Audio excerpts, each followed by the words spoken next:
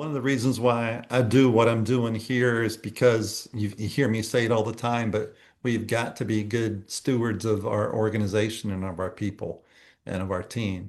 And we got to create a constant community to collaborate. And so in doing that, tools and resources are really valuable. Not that you want to put more in your backpack and weigh you down, but you never know what tool you're going to offer to somebody that might be the difference in their ability to scale, their ability to grow, their ability to do more deal flow. And collectively, we all feed off of that. We all work off of that, right? So with that said, I want to go back to something that I talked about a few weeks ago, and just to hit it over the head again and make sure you all are seeing yourselves as this. And I think each of you do. But just three phrases that I really enjoy talking about. An architect of opportunity. What does that mean to you when you hear it?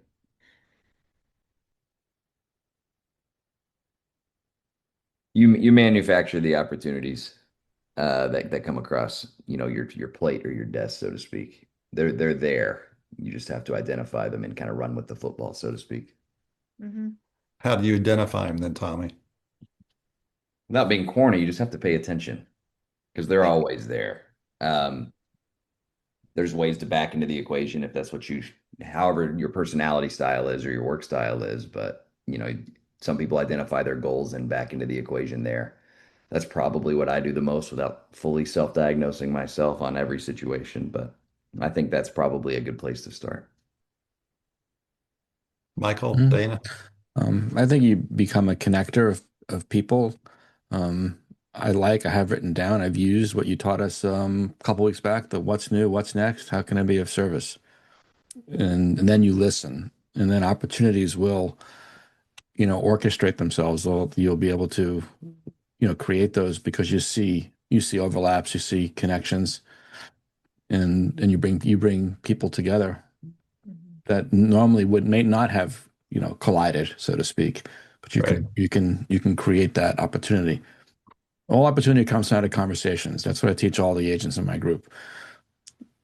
Mhm. If someone tells me they're not getting listings, they're not getting what anything they're looking for, my first question is, okay, how many conversations have you had last week with human beings, right? They have the potential to do some business or learn something about them. And then usually that's the answer. Yeah, Mhm. that's a good point. Dana, wrap us up. Yeah, so authority is typically built through three things, which is positioning, credibility, and proximity. So, owning your expertise, knowing your brand, how you help other people, letting other people know how you help other people.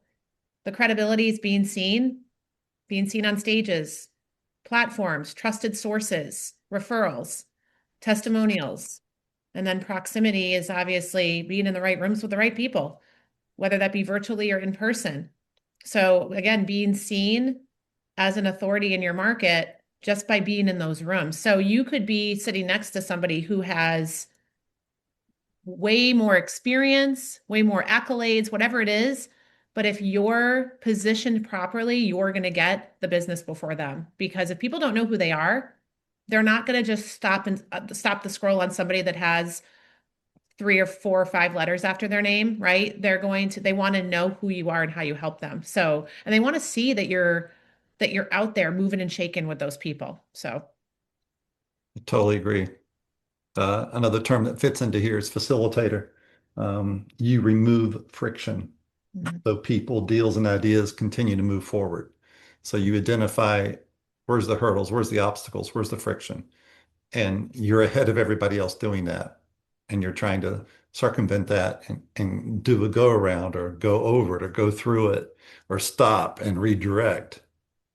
It's important to be that person. And then lastly of the three is the trusted connector. What does that, I mean, and it's generic, I know, but trusted connector. Are you teaching that to the people in your team? Mhm. Do they see themselves as a trusted connector? That's the thing that I'm trying to get this group to do. It's not just we think about it because you all know this. I'm not teaching you any of you all something you don't already know. You Mhm. all could tell me the same thing. But are we placing that in front of the people that we're talking to on a daily basis that we're working with. And I'm suggesting that's really important for us collectively, that those that we're working with, our team, our organization, that we teach them to see themselves as an architect of opportunity, a Mhm. facilitator, a trusted connector. A lot of people don't think that way. Mhm. And the opportunities, Tommy, like you said, they're all around them. But if you don't think that way, you don't see it. Mhm. Yep. Follow up on that? It reminds me of it's a quip, but it's just like people correct each other in some an office I used to work at was like people would be like, I believe it when I see it. It's like, no, you have to see it to like I'm butchering it now. Hang on. They'll say like I have to see it to believe it. And it's like that you're looking at it the wrong way. You know, you have to believe it to see it. Mhm. So the opportunities are there. Believe it when I see it is borderline pessimistic and kind of you have your blinders on, so to speak. It almost has to be served you on a silver platter with that mentality. Mhm. And you can't let no discourage you Right. because you're going to get the no's. Yeah. I'll share something with you guys I shared with you last week. We'll take a little further. Uh, let's see here. Oh, let's see. I hate it when my screen does this. Here we go. Too many things on the screen at one time. Um,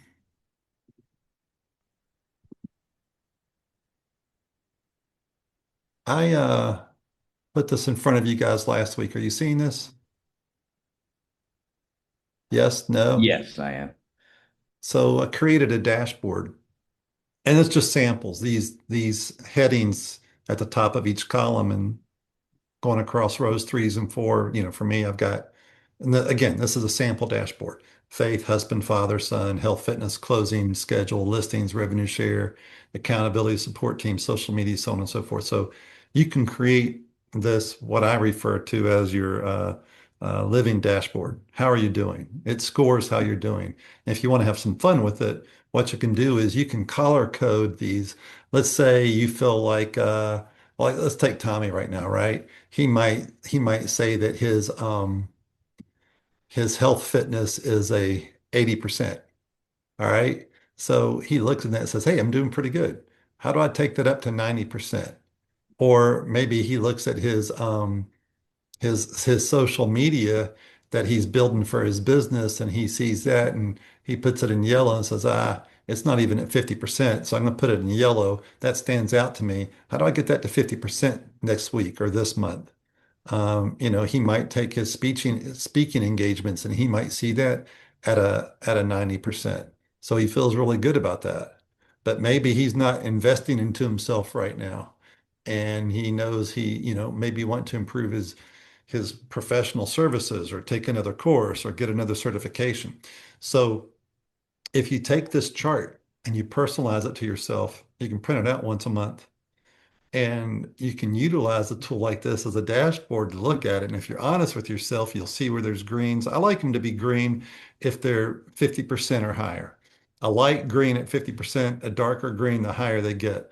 I like them to be in yellow if they're 50% or lower. And if they don't reach 20%, they're in red. That's a problem. Mhm. Um, I shared this with you guys last week. And question to you is, did anybody have fun with that? Did anybody think about it? Did you even give it a thought? Or did you possibly take the chart and have some fun with it? Quiet as mice. So I'll take that as a no. All right. That's all good. But it's a concept, it's an idea. It's also something you can then give to the people you're working with to help them see how are they measuring themselves. Something else you can do with that if you want to do so. Let's get my screen here to work. You can go to just one second. You could create a different dashboard and just give yourself a score. Yeah. Let's take the last one, contribution and memberships that'll help someone else grow or move forward this week. You can score that 1 to 10. And then what's a key action for next week? This then can convert over into your Excel spreadsheet that you can visualize and see, and then you can work on it collectively on your own, or you can help somebody else be accountable. Accountability to a friend who is in business development. Did I move relationships, deals, and opportunities forward? And you're helping them. Maybe you help them score it, and then maybe you bring accountability to them. So these are tools um, that that I incorporate personally. In my mind, I see that spreadsheet. I have for many, many years. I don't always print it out and put it in color, but mentally I see the spreadsheet. And what I want to challenge you all with is sometimes a column in your life may be below where you want it to be. Don't let it carry over into the other columns.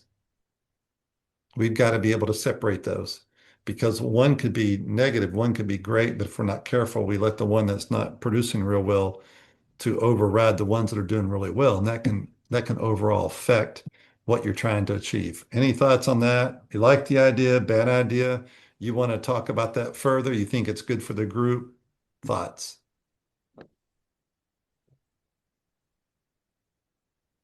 Quiet as mice. Wow. I think everybody lost that hour of sleep, Eric. I think that's what's Yeah. happening. All right. I'll take that, Tommy. Thank you. There All we right, go. let's do Yeah. this. Um, Talk about where your revenue streams are coming from.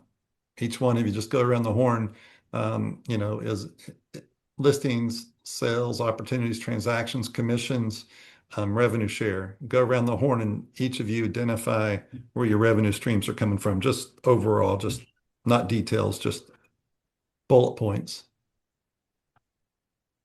Sure. Yeah, mine right now are surprisingly coming from online ads where I post little snippets of some of my previous webinars or podcasts, get an inquiry that way. And this last week, they're funding today. Confirmed wiring instructions this morning on a couple deals.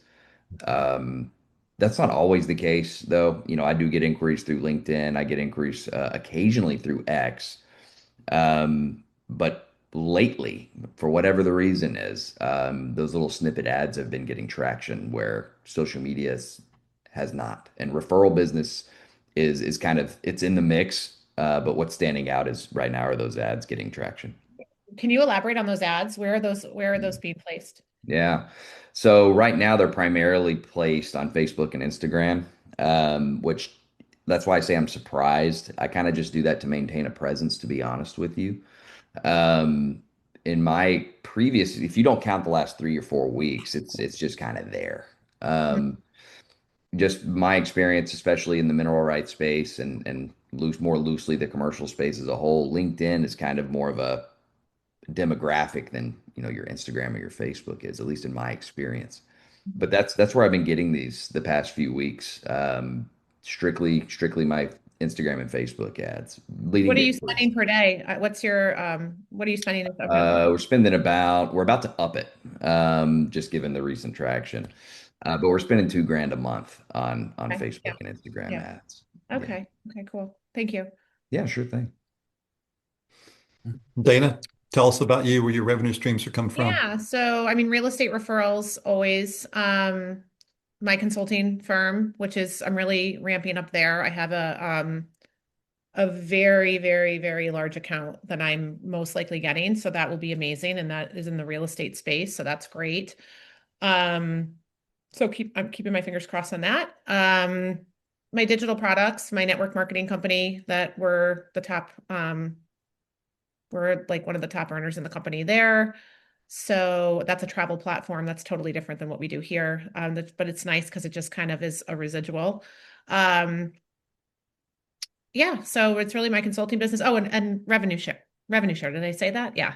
So Sure. revenue share from EXP. Yeah.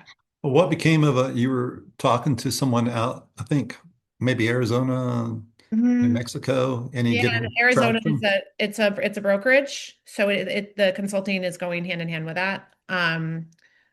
I am fairly certain that they're going to come over. That's 250 people. I'm working on one in Connecticut for 200 people. And if I end up working with this person, and he already said several times he wants to work with me, it's a little convoluted, and I can tell it to you on on a side story, but I'm going to continue this duplication with going after brokerages and offering what we offer together to brokerages. And this should be a duplicatable system where we just continue to bring brokerages over. So that's Have what I'm you, focused at. I mean, I talk to the onesies and twosies, like the people locally here. And, I've got an agent tomorrow for her last phone call, hopefully, to solidify her coming over in Georgia, in Atlanta. I probably should connect her with you, but she's been on with several other people. So if she comes over, that will be good. She's gonna be her and her partner. And did you ever connect with Josh? yeah, Okay, good. So he's supposedly coming. So he's straggling along to the end of the month. So I've got several people that are most likely coming over. But then I'm really tackling the brokerages. That is where I think the biggest return is. And that will be huge if this brokerage comes over in Arizona. So I'm pretty sure they said they're coming. We're just kind of working through the details. So, have you gotten familiar with the new groups format they're rolling out? what do you mean? The EXP is now rolling out a group concept where others who are already in EXP can also join your group and participate with you and your brand and everything that you offer. And the senior lead broker gets to participate in their commissions if they want to. So it's not just for the local, it can be on a national level. Also with that, Is if that someone is, co-sponsorship or this is outside of co-sponsorship? say that again, Is that co-sponsorship or is this outside of co-sponsorship? it's out. It could be inside of co-sponsorship, but it could be outside of who their primary sponsor is. For example, let's say you brought me into EXP, right? Mhm. But I really like Michael Weissman's organization that he has. I could go and become a part of his group and work with him, and he and I could have splits however we want to have because I see the value of being with him Okay. No, because of what he has, what he offers nationally, what he can do, so on and so forth. So now with this group concept that also takes away the mentor mentee, if somebody comes on board into the mentor role, you don't have the mentor mentee 6 transactions anymore. It changes that. okay. And they also give you a standard option or a B plan. And the B plan is that the new agents only pay half a cap, but they can't icon. So it gives the group leader he can offer people to participate with him and they can be full icon, pay full cap, or they could do half and not icon, but he can build an organization now to scale differently than he could before. It's really unique and it allows people who are already in EXP to jump onto a group because they see there's added value there. Interesting. Yeah, Okay. it Thanks is. for sharing. Yeah. Um, Talk more about. they're just now rolling it out. So Michael probably knows more about it than what I'm saying. Not so much more. It's just new. Sean talked about it the last couple of weeks. Yeah, So I think the last week it was rolled out. So I have to study it myself. It's essentially the team structure for commercial, right? exactly. Which what we've had Yeah. in residential for a while now. We have different team structures. Mm-hmm. Mhm. Michael, talk about income vertical streams right now My that you're my focused revenue stream. on. So revenue share is becoming meaningful. It'll approach 100,000 this year. It's running between probably 6 and 8,000 a month right now. Revenue share money. That's a Um, great thing. That's yeah, it great. is. Production, of course. I mean, I have my personal production, my team. It's predominantly listings. So that's GCI production. Not sure where it'll fall on this year, but I usually pull, between 150 and 200 out of that. We'll just see where that lands. I'm not so much in production this year actively, so we'll see how the team does. And then my rental properties. We have multiple Airbnbs and income properties, so we're always looking to that. A few fix and flips as well. And then we do have a coaching and training. So we're working on that as well. I have some partners in that and more on the residential side, the AI training, some recurring revenue there. That's pretty much those are the main Excellent. the main ones, yeah. So Carson and Dan, you guys came on late, been having a conversation, and we've pivoted into your primary focus for income. What verticals are those coming from? So Carson, you want to take the floor, share your candor Oh, with us? I Yeah, I'm in the kitchen if you want to. You want to see me that bad? Hey, buddy. I'm in here feeding my dogs Twinkies. I shouldn't be doing that. You caught me. Anyway, yeah, most of my revenue right now is coming off oil and gas royalties and real estate transactions that I invested in. So, syndication stuff. I have another little side company, marketing company that does investor lead stuff. So, I've done a lot of ads like Tommy has, and they work. I've spent 100 grand in a year on ads, mainly on raising money, but they do work. Um, it can get expensive if you don't do it right. I have suppression lists that I upload into Facebook and stuff like that, but you know, it's one of those where you get a lot of referrals off LinkedIn, but running ads on LinkedIn is very, very expensive and it's really not that effective. So Facebook and Instagram are probably the best bang for your buck. But anyway, I don't have a whole lot. I was late because I was trying to get a guy to list a property with me. So I think he might be doing it. So we'll see. Anyway, Good to see you, Carson. yeah, good to see you. I just got back from the gym eating Twinkies, like canceling out my gym workout. So anyway, that's TMI, Eric. Quit it. I So made a whole batch of chocolate chip cookies last night, and I had some while they were hot with ice cream. So, that all sounds right, good. Dan, you want to That share is with good. us what your primary focus right now is with your multiple vertical income streams? Dan, you there? Must have jumped off. All right, so here's a question to you. With what you just talked about, you know, it's always about how do I take one of those and bump them up just a little bit better? Um, Anything come to mind that you are already intentionally doing in any one of those verticals that you've said, yeah, right now I'm going to do this to bump it up because what you're doing may resonate with one of us and we might want to incorporate the same idea, or you might stimulate thought, or we might be able to add to you. So take the floor and share. If one of those are at a 70% right now, you like it to be at 80, or it's at an 80, you want to get it to a 90. What is it you're doing intentionally to make that happen?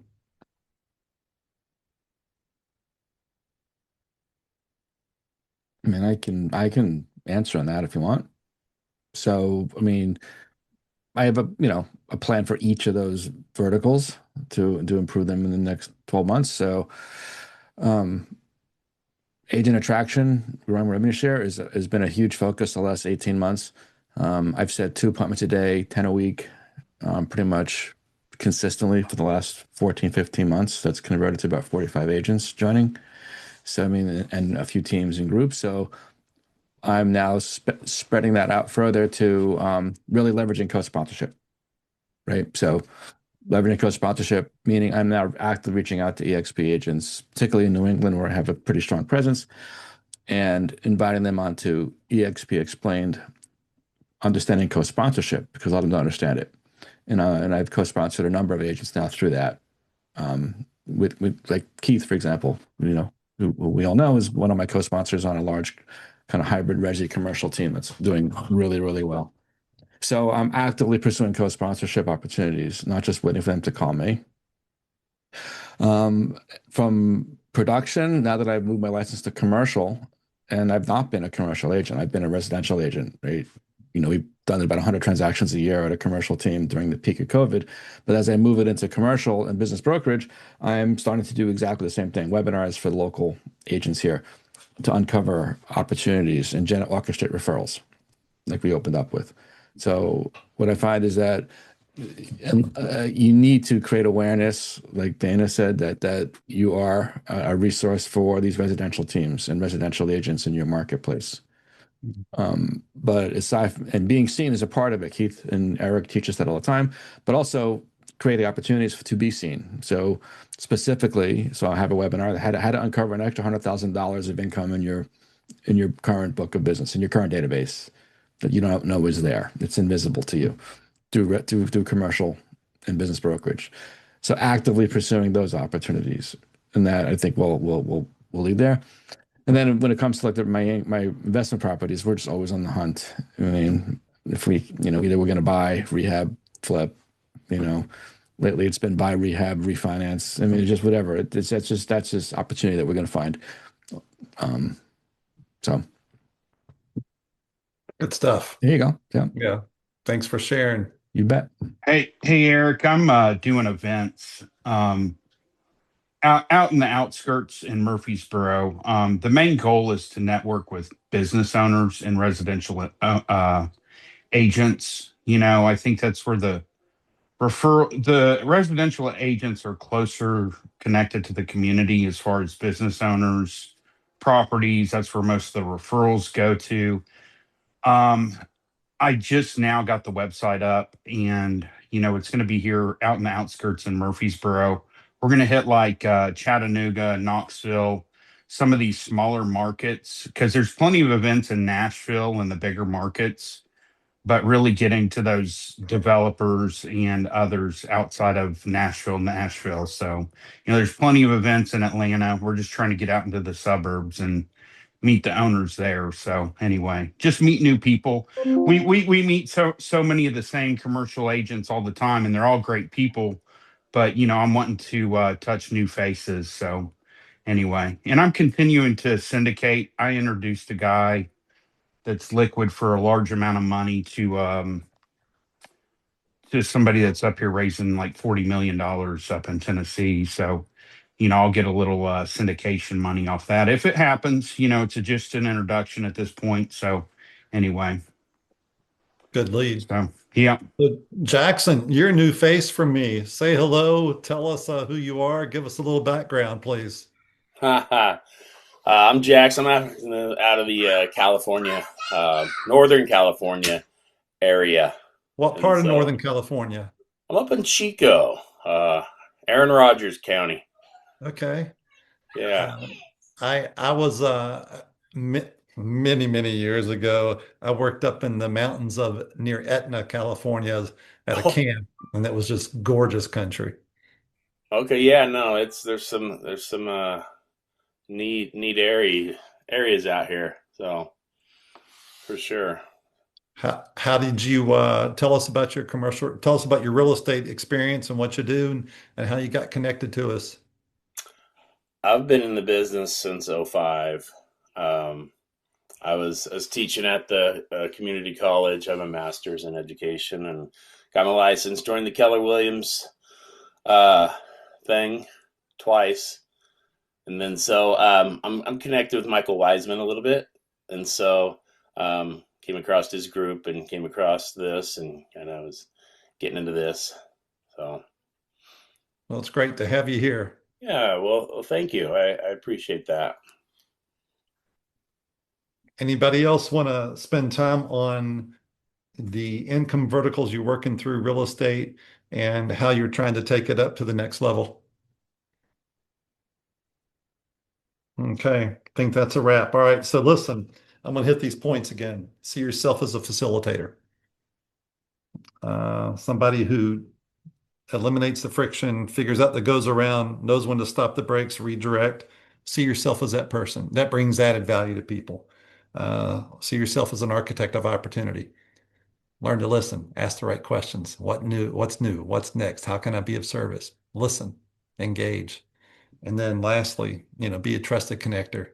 Um, you know, that's tough because in the world we live in today, sometimes there's misunderstandings and you did your best to communicate, but you're only responsible for what you can do.